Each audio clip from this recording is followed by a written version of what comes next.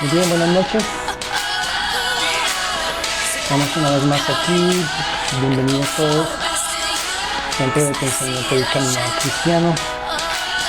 Una vez más tenemos hoy y no la próxima, pero la siguiente semana, ahorita les explico por qué, dos temas bastante controversiales. Pero ustedes saben que nos gustan los temas controversiales aquí en este centro. Durante la serie que hace poco terminamos, estuvimos en Efesios 6 del versículo 10 al versículo 20 y la serie Estad Firmes, la terminamos hace poco. Prometimos que íbamos a regresar por lo menos a algunas de las prácticas que son comunes en la iglesia hoy, que están relacionadas directamente con este tema de la guerra espiritual. Y vamos a ver dos de ellas, no podemos verlas todas, las que mencionamos, pero queremos mencionar o ver por lo menos dos. Hoy queremos hablar sobre todo lo que tiene que ver con la liberación de espíritus y la posesión demoníaca. El próximo jueves vamos a tener invitados aquí en el Centro de Pensamiento. Y el siguiente, entonces vamos a ocuparnos de otro tema muy interesante que vamos a examinar a la luz de las Escrituras, que es todo lo que tiene que ver con las maldiciones generacionales. Escogí esos dos temas porque creo que están directamente relacionados con lo que se conoce hoy en día como la guerra espiritual y son muy comunes en la práctica de muchísimas comunidades e iglesias en diferentes contextos. Déjeme comenzar diciendo que, como lo hemos mencionado en otras oportunidades, debemos tener un respeto por otras posiciones que otras personas en el contexto de la iglesia pueden tener acerca de temas como estos. Entonces creo que debemos tenerlo, mucho respeto, con mucho amor por lo que ellos consideran es la verdad o su percepción o su interpretación de la verdad en la Biblia y también sus prácticas, lo que ellos practican. Pero al mismo tiempo que debemos tener ese respeto por esas otras posiciones, también tenemos derecho a tener nuestra propia posición y asentar nuestra posición dándole un fundamento bíblico.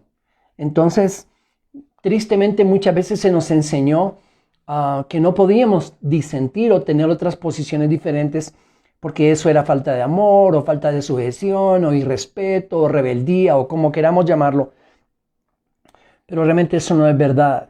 No es verdad. Yo creo que las dos cosas deben ir a la par. Una, el respeto por todos aquellos que tienen otras posiciones diferentes respecto a temas controversiales, pero el derecho que nos asiste de tener nuestras propias posiciones y de poder fundamentarlas en la Escritura como nosotros queremos hacer.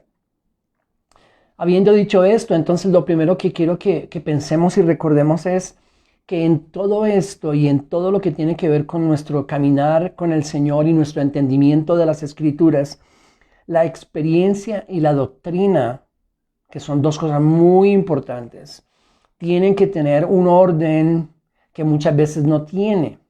¿Cuál es ese orden? Yo considero que la doctrina tiene que estar primero y después la experiencia. Es decir, la experiencia no debe ser el fundamento de nuestra doctrina. Repito, la experiencia no debe ser el fundamento de nuestra doctrina. Y antes de ir a un texto que quiero que revisemos juntos pensando en esto, en la experiencia y la doctrina y cómo se relacionan, quería leer algo que encontré muy interesante de un teólogo americano llamado Gresham Machen. Y esto es lo que él escribió al respecto. Abro comillas. Muchos que escriben confesiones de fe dicen, démosle expresión a nuestra experiencia cristiana de una forma más adecuada para nuestras audiencias actuales que la de los credos antiguos de la iglesia. Cuando hacen eso, están olvidando lo que los credos de la fe cristiana son. Los credos de la fe cristiana no son expresiones de la experiencia cristiana. Son confesiones basadas en lo que Dios nos ha dicho en su palabra. En lugar de que los credos estén basados en la experiencia, es la experiencia la que tiene que estar fundamentada o basada en los credos, en las verdades expresadas en esos credos, y las verdades expresadas en los credos deben ser derivadas de la Biblia, que es la palabra de Dios. Todo eso, simplemente resumiéndolo una vez más, nuestra doctrina no puede estar fundamentada o basada en la experiencia. Por el contrario, nuestra experiencia debe estar fundamentada en la doctrina. Ahora sí quiero que vayamos ahí, por favor, en sus Biblias a la segunda carta de Pedro.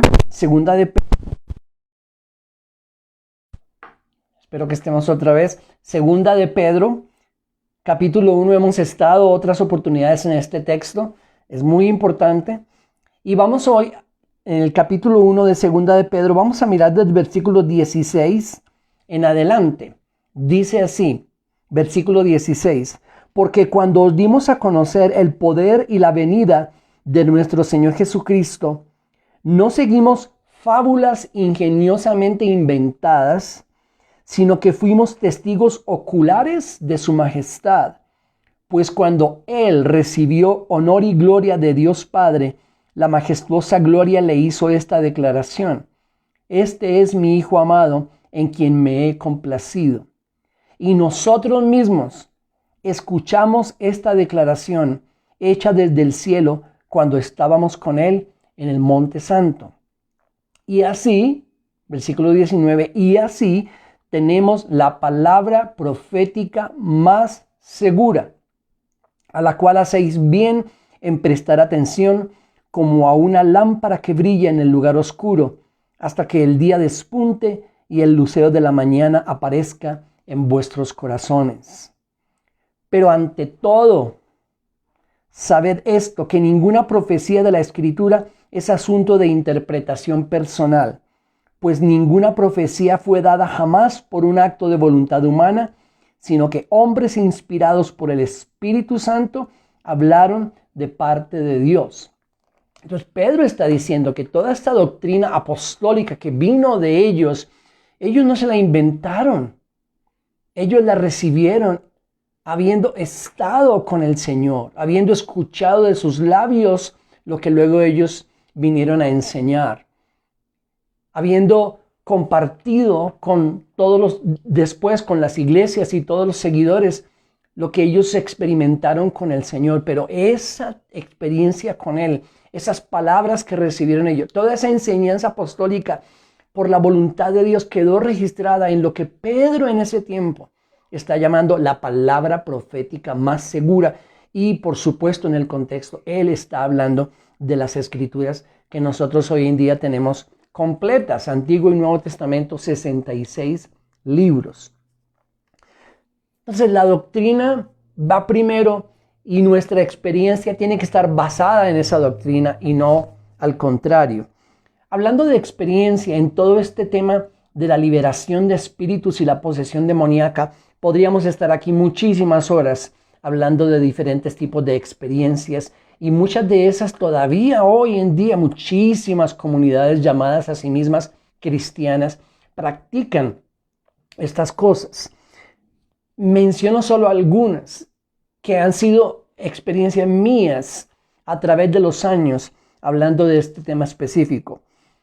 Un lugar aquí en Colombia, en un lugar pequeño, donde hace muchos años que llegamos nosotros ahí, escuchamos de algo que no era cuento, era verdad, y era en el contexto cristiano evangélico, un grupo de 7 señoras que eran liberadoras. Ellas liberaban gente de espíritus, de demonios, y liberaban, por supuesto, a hermanos cristianos.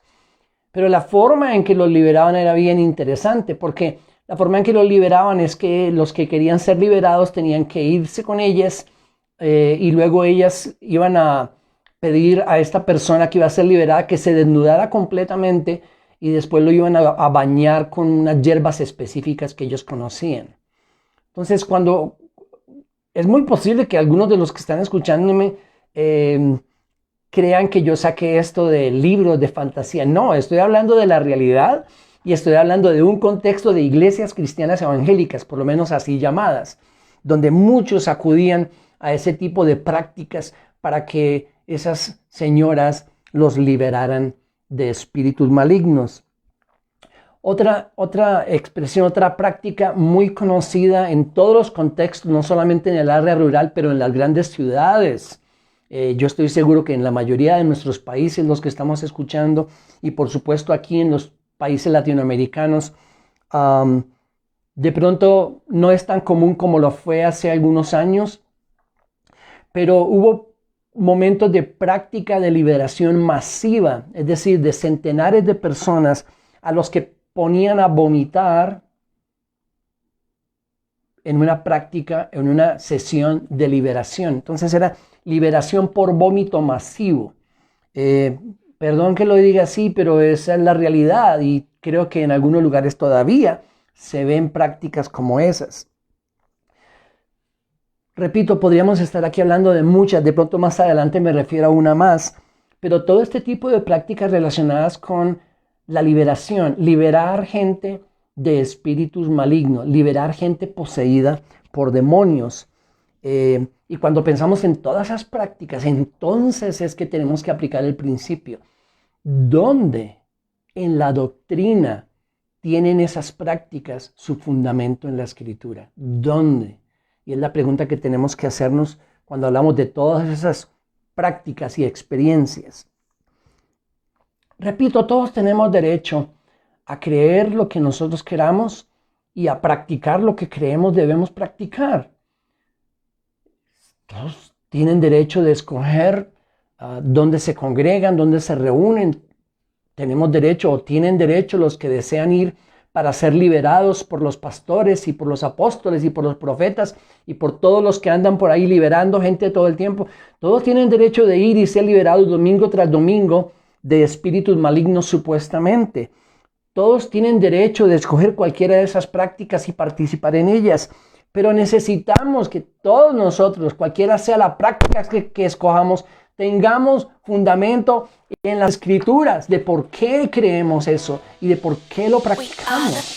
Sería lo mínimo que debiéramos hacer todos nosotros. Bien, ahora hablemos de los demonios en la Biblia. Los demonios en la Biblia. Lo primero, las Escrituras son absolutamente claras en enseñar su real existencia. Ahí donde está, en alguna oportunidad mencionamos a C.S. Lewis hablando de los dos extremos. Él dijo a los que podemos ir. Un extremo, no creer en Satanás, no creer en los demonios. El otro, enfatizarlos y estar absolutamente enfocados en ellos. Las Escrituras son enfáticas cuando ellas enseñan acerca de la existencia de Satanás y los demonios. Entonces no hay que discutirlo, ni siquiera es un punto de discusión, aunque muchos llamados cristianos hoy en día no creen en Satanás ni creen en los demonios. O si creen, entonces no creen que sean seres, sino fuerzas. Y muchos aún dentro del contexto cristiano evangélico todavía o aún creen que Satanás y sus demonios están en la mente de las personas. Es una idea que tienen las personas.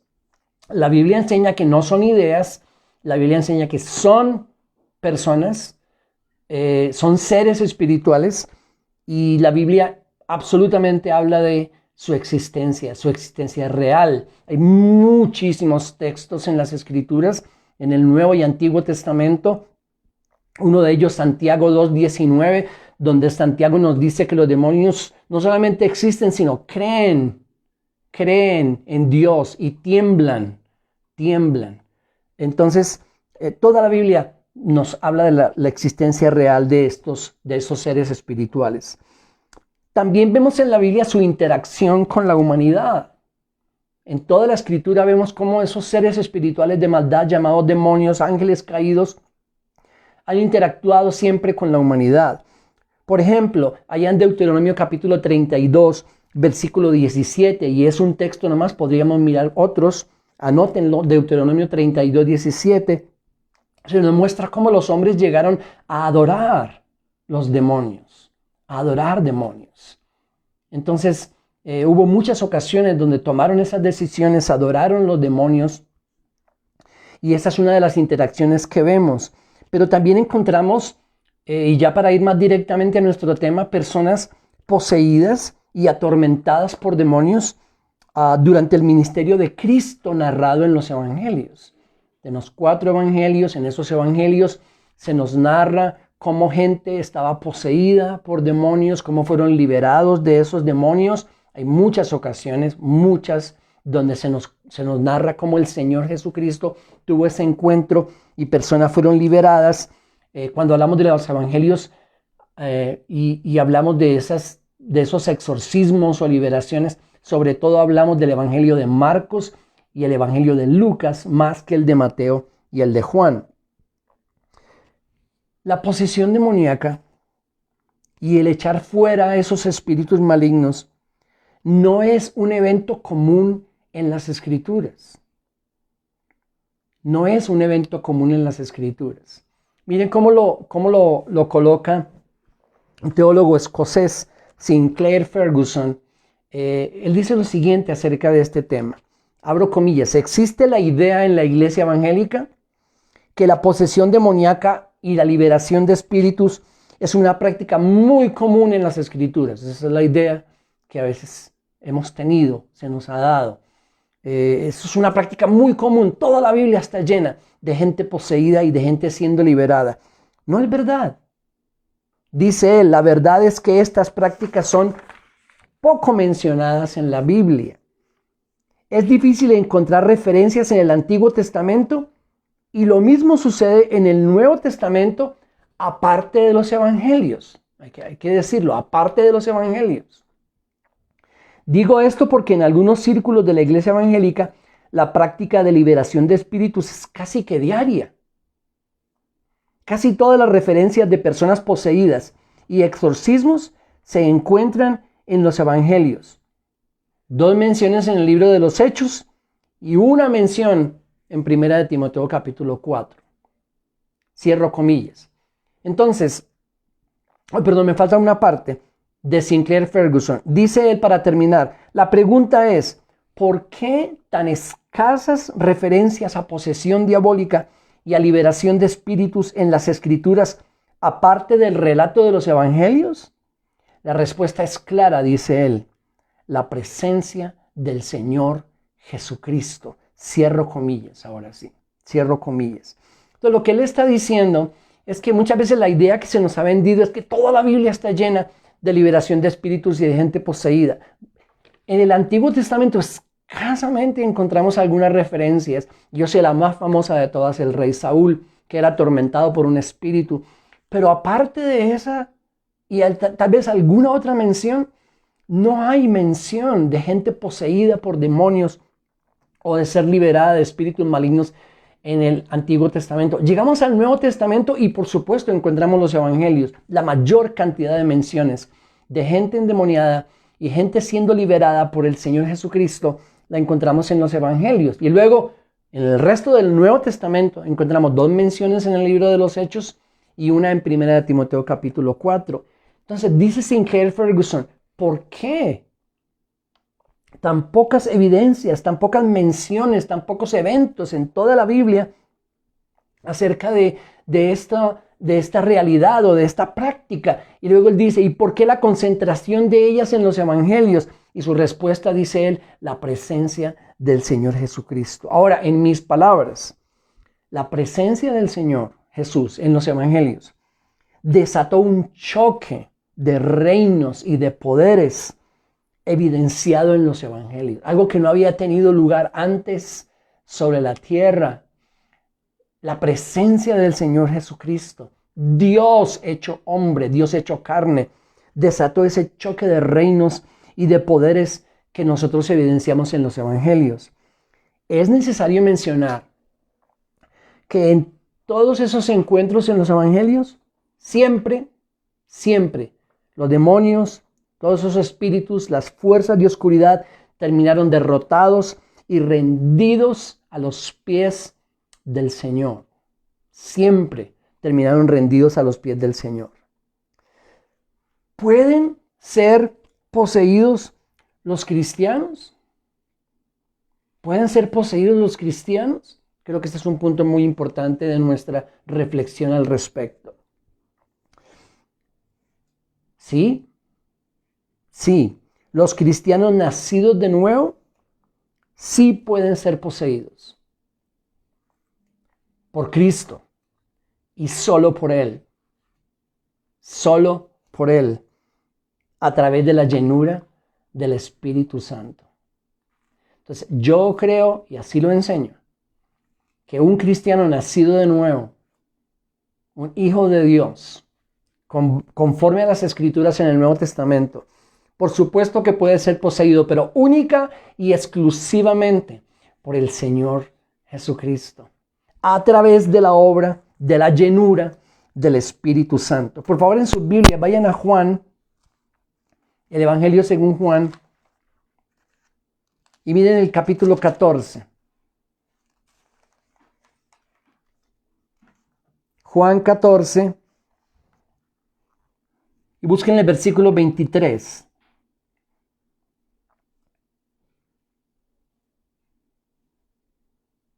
Jesús respondió y le dijo: si alguno me ama, guardará mi palabra, y mi Padre lo amará, y vendremos a él y haremos con él morada.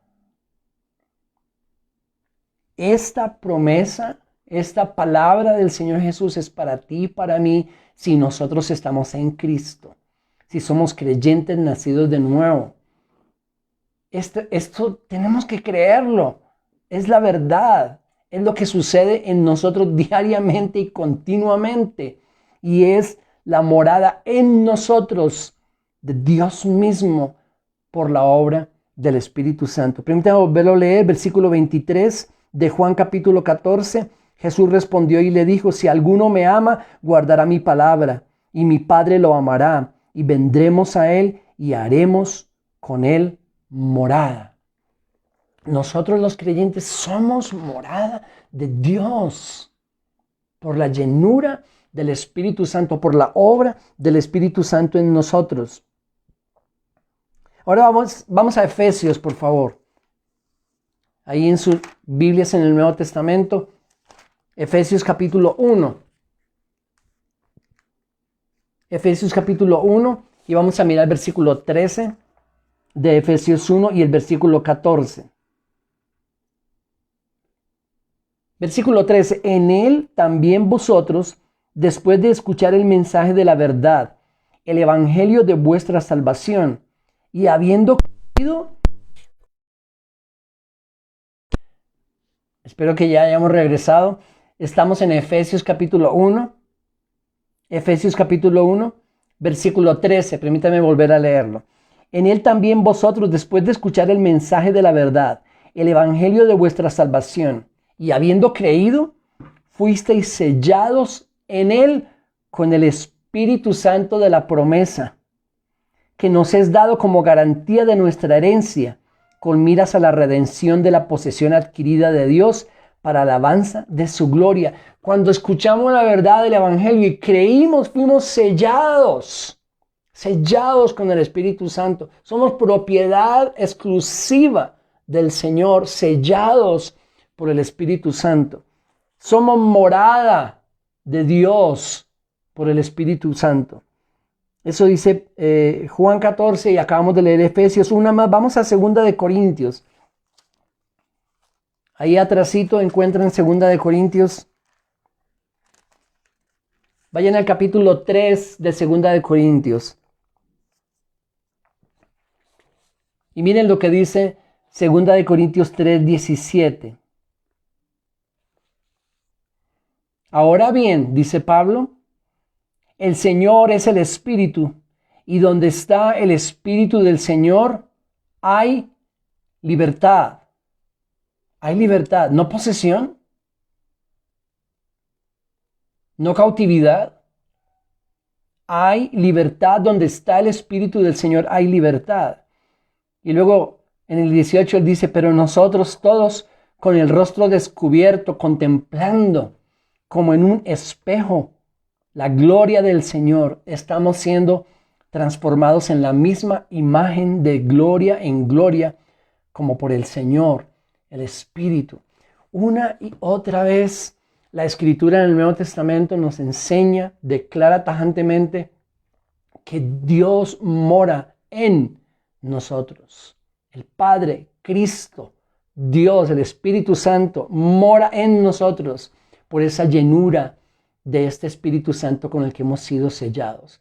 Así que al momento que nosotros pensamos que esta morada de Dios, sellada con el Espíritu Santo, puede ser un lugar para que demonios vengan y seamos poseídos y como una guarida de espíritus malignos, sería una tremenda contradicción en contra de lo que acabamos de leer en las Escrituras.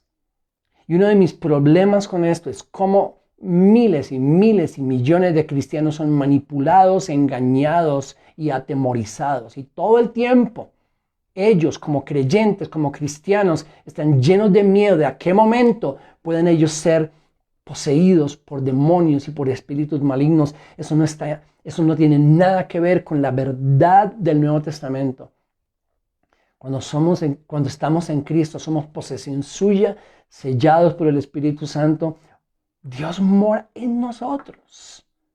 En nosotros. Y por supuesto que los cristianos nacidos de nuevo solo podemos ser poseídos por el Señor, por Cristo mismo, por la llenura del Espíritu Santo.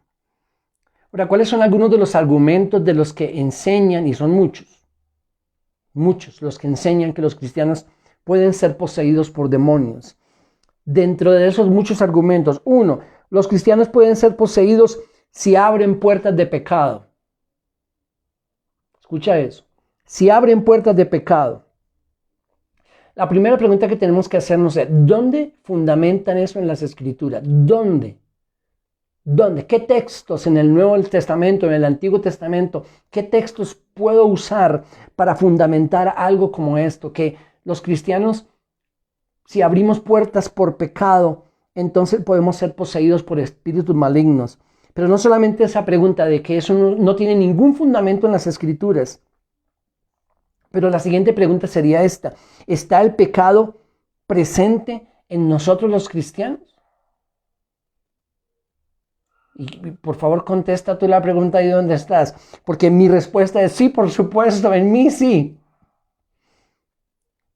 Y me atrevo a responder por todos los demás que están escuchándome.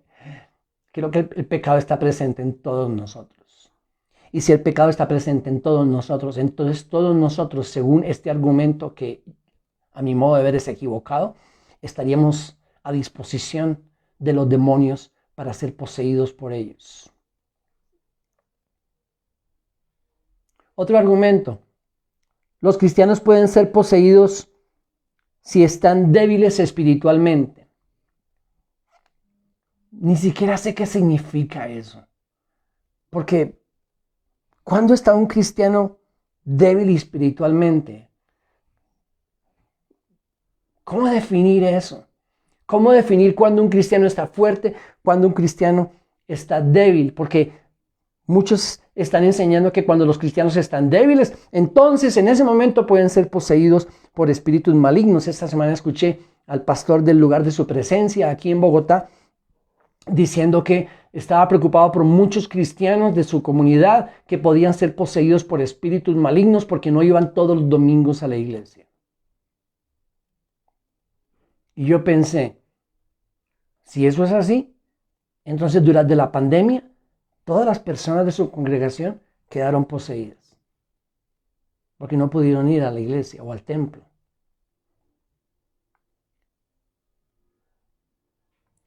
Pensando en eso, en ese argumento, que yo también creo, por supuesto, que no es bíblico, de que los cristianos pueden ser poseídos por demonios cuando están débiles espiritualmente, es lo que Pablo les dice a los corintios, en Primera de Corintios. Busquen Primera de Corintios y vayan al capítulo 6.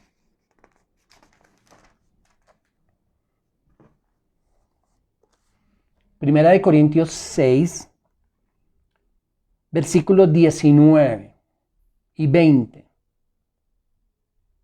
Primera de Corintios 6, 19. ¿O no sabéis que vuestro cuerpo es templo del Espíritu Espíritu Santo que está en vosotros, el cual tenéis de Dios y que no sois vuestros?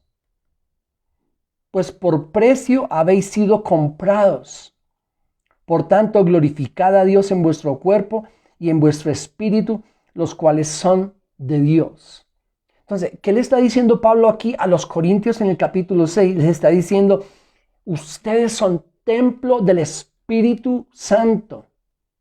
Ustedes han sido comprados, como él dijo en Efesios 1, sellados. Pero a estos mismos corintios, a esta misma comunidad, unos capítulos atrás, les dijo que eran unos carnales y eran unos niños en Cristo. Porque andaban llenos de disensiones y envidias y de partidismos. Entonces, si yo pudiera pensar en algunos que pudiéramos llamar cristianos débiles, pues creo que los corintios estarían de primeros en la lista. Y a ellos mismos les dice, ustedes son templo del Espíritu Santo. Ustedes han sido comprados por precio de sangre, dice Pedro. Entonces, estos argumentos no tienen ningún fundamento en las Escrituras. Como dijo Pedro allá en el primer versículo que leímos, lo que nosotros estamos diciendo no fueron cosas inventadas. Bueno, estos argumentos, muchos de ellos, yo sí considero que son inventados. ¿Por qué lo considero? Porque no encuentro fundamento escritural para defenderlos. ¿Pueden ser poseídos los cristianos nacidos de nuevo? Por supuesto que no. Termino ese punto repitiendo eso. O podríamos decir, sí pueden ser poseídos, pero solo por el Señor Jesucristo que nos compró y nos selló con el Espíritu Santo. Nos manda la Escritura, nos manda la Biblia a nosotros a echar fuera demonios de las personas. Nos manda la Biblia, nos manda la Escritura a echar fuera demonios de las personas.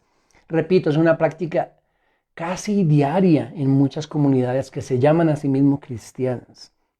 Y la verdad es que si vamos a la práctica, a la realidad, yo diría que casi en un 100% los que liberan de espíritus malignos y de demonios, liberan a creyentes, a cristianos en las congregaciones. No es muy común la práctica de que anden liberando a los endemoniados en las calles. Esa práctica se ve en las comunidades, en las llamadas iglesias. Entonces andan liberando, supuestamente liberando de espíritus malignos a cristianos. Ahí está el primer problema. Nos manda la Biblia. Obviamente hay unos que creen que sí y otros que creemos que no. O por lo menos diferimos en las formas de hacerlo. En las formas de hacerlo. Los que creen que sí somos llamados a liberar personas y a echar fuera espíritus malignos y demonios de las personas, encuentran la base de su creencia en los relatos de los evangelios que ya mencionamos. Relatos como este, por favor busquen Mateo capítulo 10.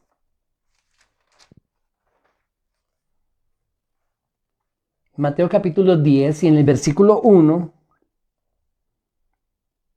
dice lo siguiente, Mateo 10:1. Entonces, llamando a sus 12 discípulos, Jesús les dio poder sobre los espíritus inmundos para expulsarlos y para sanar toda enfermedad y toda dolencia. Ahora vayan al versículo 5. A estos 12 envió Jesús después de instruirlos diciendo, no vayáis por el camino de los gentiles y no entréis en ninguna ciudad de los samaritanos, sino id más bien a las ovejas perdidas de la casa de Israel. Y cuando vayáis, predicad diciendo, el reino de los cielos se ha acercado. Sanad enfermos, resucitad muertos, limpiad leprosos, expulsad demonios. De gracia recibisteis, dad de gracia. La pregunta en un texto como este y otros en el Nuevo Testamento que son similares sería, nos da fundamento, nos da base este texto, esto que encontramos acá, para nosotros hoy en día decir que ahí encontramos el fundamento para andar echando fuera demonios y expulsando espíritus malignos de las personas y de los cristianos, porque en la gran mayoría de casos son cristianos los que son liberados domingo tras domingo en muchas comunidades. Mi pregunta es, si nosotros tomamos todo esto literal y decimos, aquí dice en el versículo 8, que expulsemos demonios. Pero en el mismo verso dice que resucitemos muertos. Y yo realmente no creo ni veo que los mismos que andan liberando todos los domingos a tanta gente al mismo tiempo estén resucitando el mismo número de muertos. O otra cosa que podríamos tomar literal, el Señor Jesús les dijo que no fueran sino las ovejas perdidas de la casa de Israel. Entonces no podemos ir a ningún gentil. Solo tendríamos que ir a predicar a los judíos, todos. Ahí está la gran dificultad con interpretar esto literalmente. Pero es muy fácil simplemente sacarle el versículo y decir, aquí dice que expulsemos demonios. Marcos capítulo 16, por favor, vayan a Marcos.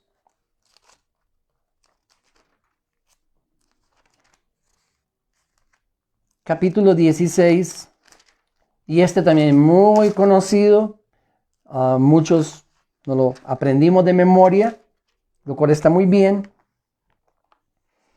Marcos 16.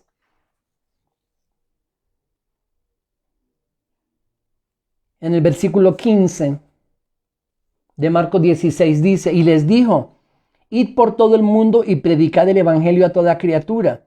El que crea y sea bautizado será salvo, pero el que no crea será condenado. Y estas señales acompañarán a los que han creído, En mi nombre echarán fuera demonios, hablarán en nuevas lenguas, tomarán serpientes en las manos y aunque beban algo mortífero, no les hará daño. Sobre los enfermos pondrán las manos y se pondrán bien. Y una vez más, cuando encontramos este texto, decimos, esta es la orden del Señor para nosotros. Depende de cómo interpretemos esto. Depende de cómo lo interpretemos. Y miren cómo hasta el día de hoy, por muchísimo tiempo, muchos lo han interpretado en algunas partes del mundo. Todavía hay muchas comunidades llamadas cristianas donde tienen en medio del culto o el servicio, como queramos llamarlo, tienen una sesión para lidiar o no sé qué palabra utilizar, pelear con serpientes venenosas reales. Entonces están en medio de la celebración y después de cantar, entonces pasan los ungidos o el pastor y sacan de una caja serpientes venenosas, mortales, y comienzan a jugar con ellas con sus manos. ¿Qué están haciendo? Según ellos, están haciendo lo que la Biblia les enseña. Dice, mire, vamos a mostrar que la Biblia dice que tomarán serpientes en sus manos y nada les pasará. Y la verdad es que sí les ha pasado porque cientos han muerto en el púlpito, mordidos por serpientes venenosas. ¿Nos tomaríamos nosotros venenos mortíferos basados en este texto? O una cosa más, dice el versículo 16 que los que van a ser salvos son los que crean y sean bautizados. Entonces los que no se bauticen no pueden ser salvos. Esa es la interpretación. Depende de cómo nosotros interpretemos todos estos textos. Ojalá tuviéramos más tiempo, pero déjenme decirlo de la siguiente manera. Lo que encontramos en los evangelios, todos esos relatos, no necesariamente son modelos normativos para nosotros hoy. Y acabamos de verlo. O si no, no podríamos ir a los gentiles, o si no, tendríamos que hacer como las personas que juegan con la serpiente, todo esto demás. Lo que encontramos en los evangelios es los relatos de lo que sucedió cuando el Señor Jesús estuvo en la tierra cumpliendo su ministerio. Dios se hizo hombre y conmovió todas las esferas espirituales que se encontraban reinando en ese momento en la tierra. Y vemos esa confrontación, esa crisis, pero repito, siempre los demonios y los espíritus malignos terminaron rendidos a los pies del Señor, pero nosotros no estamos viviendo ese tiempo. Ay, ¿cuál es la gran diferencia? La gran diferencia es la muerte de Cristo en la cruz. La gran diferencia es Colosenses capítulo 2, versículo 15. Los exhibió triunfando sobre ellos en la cruz. ¿Qué significa eso? ¿Que no están presentes hoy en día? No, sí están presentes. ¿Significa que no son reales? Sí son reales. ¿Significa que no están interactuando con la humanidad? Sí están interactuando con la humanidad. Pero significa que nosotros no estamos viviendo ese mismo tiempo. Y si no estamos viviendo ese mismo tiempo, es muy posible, como yo lo veo, y espero que muchos de ustedes lo vean, las mismas cosas que sucedieron en ese tiempo no suceden hoy en día. Y permítame referirme una vez más al ejemplo. En el mismo texto donde dice, echen fuera demonios, dice, resuciten muertos. El don o el ministerio de la liberación, que es tan común en nuestros contextos evangélicos, en muchos contextos, no aparece en las Escrituras. No aparece en las Escrituras. En la comunidad cristiana donde yo comencé hace muchos años, traían una señora, no todos los domingos, pero en algunas oportunidades, cada 15 días o cada mes, traían una señora que era una liberadora, experta en liberación. Me acuerdo de su nombre, se llamaba la señora Carola. Yo le tenía pavor a esa señora. Pavor por todo lo que yo veía que se hacía cuando ella venía, porque pues básicamente se dedicaba a liberar endemoniados. Ese ministerio, ese don que llaman, ese ministerio de liberación, don de liberación, grupos de liberación, liberadores profesionales, liberadores expertos, no aparecen en las Escrituras, no están en la Biblia. Para terminar, ¿cómo somos llamados entonces nosotros hoy? ¿Cómo somos llamados a guiar a las personas, a ayudar a las personas, como queramos decirlo, a ser libres de posesión o de influencia demoníaca? Nosotros tenemos hoy en día algo que no tenían ellos en ese tiempo. No lo tenía Pedro como nosotros lo tenemos hoy. Ni siquiera lo tuvo Pablo como nosotros lo tenemos hoy. El Evangelio, la Biblia, las Escrituras, la verdad de Dios condensada en este libro. Ese Evangelio, esta verdad, es la que puede hacer libres a las personas. Porque tristemente los que van todos los domingos o todos los días, no sé, para ser liberados por los liberadores, nada pasa en ellos. Nada pasa en sus vidas por el hecho de que alguien supuestamente los libere de demonios. La Biblia no dice eso. Necesitamos anunciarles y enseñarles la verdad. Déjenme mostrarlo en dos textos para terminar. Primero, Juan capítulo 8. En una ocasión hablamos específicamente de Juan 8 y si encuentro el número del video lo voy a colocar en la página para que los que no pudieron verlo lo repasen. En Juan capítulo 8, si ustedes miran el contexto, por favor, miren los contextos siempre. ¿De qué está hablando el Señor Jesús ahí? En Juan capítulo 8, versículo 44, por ejemplo, les dice él, soy de vuestro padre el diablo y queréis hacer los deseos de vuestro padre. Él fue un homicida desde el principio y no se ha mantenido en la verdad, porque no hay verdad en él. Cuando habla mentira, habla de su propia naturaleza, porque es mentiroso y el padre de mentira. ¿De qué está hablando? El Señor Jesús está hablando en ese contexto de todas esas potestades espirituales de maldad, comenzando por Satanás y sus demonios y su influencia sobre la humanidad, su interactuar con la humanidad, su influencia sobre las personas. Pero ahí en Juan capítulo 8, si ustedes miran el versículo 31, dice, entonces Jesús decía a los judíos que habían creído en él, si vosotros permanecéis en mi palabra, verdaderamente sois mis discípulos y conoceréis la verdad y la verdad os hará libres.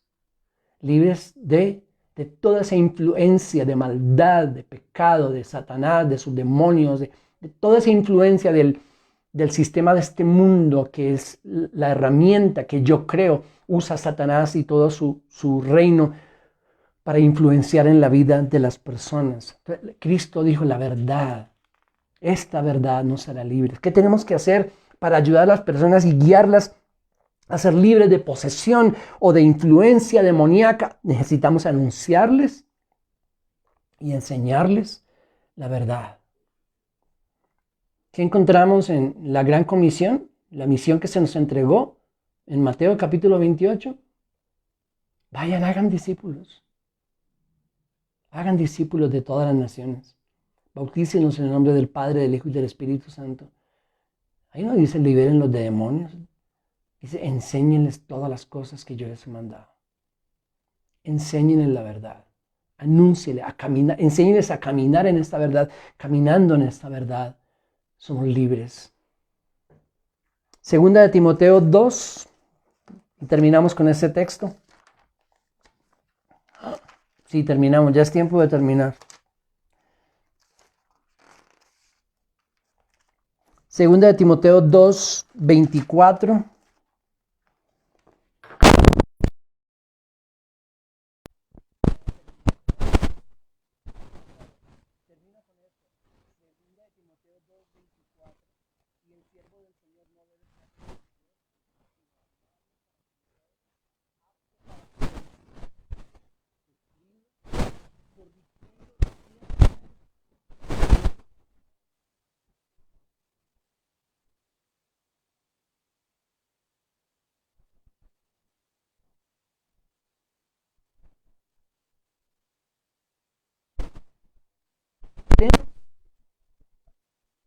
Sí,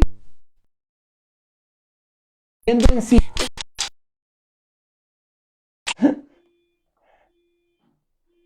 Y volviendo en sí por el conocimiento de esa verdad, dice, escapen del lazo del diablo, habiendo estado cautivos de él para hacer su voluntad. Habiendo estado cautivos del diablo, habiendo estado cautivos de él por cualquier razón, haya sido posesión, incidencia, cualquier motivo, la única forma de ayudarlos a que ya no estén más cautivos es enseñándoles la verdad. Esa verdad es la que nos hace libres y creo que es la forma en que nosotros somos llamados a ayudar, a guiar a las personas, anunciándoles el Evangelio y enseñándoles la verdad de Dios. Muy bien, gracias por estar aquí. Un abrazo grande. El próximo jueves tenemos invitados. Espero que todos, por favor, estén acá en el Facebook Live y nosotros nos vemos en 15 días. Bendiciones.